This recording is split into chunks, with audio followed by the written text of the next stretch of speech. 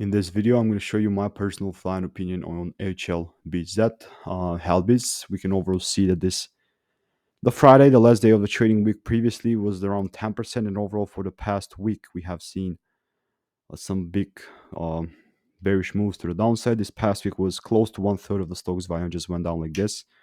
But yeah, like it is what it is. We got to work with it. And as I said, we have pretty interesting play with Helbiz because overall weekly, we never got a break. Now, some people are going to say, oh, we did, but I don't really count wicks.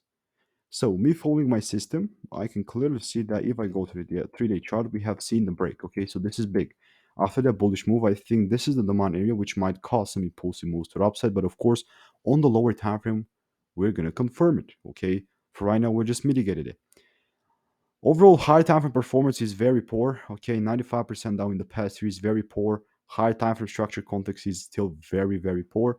But this 3-day chart actually might start something big. So this is why I'm thinking the way I am. And this is how I'm expecting the price to move if we get the right confirmation. But like the right confirmation, I'm meaning about a solid break above at least these highs if we get that. If not these. So let me know your thoughts. Stay tuned and I'm going to be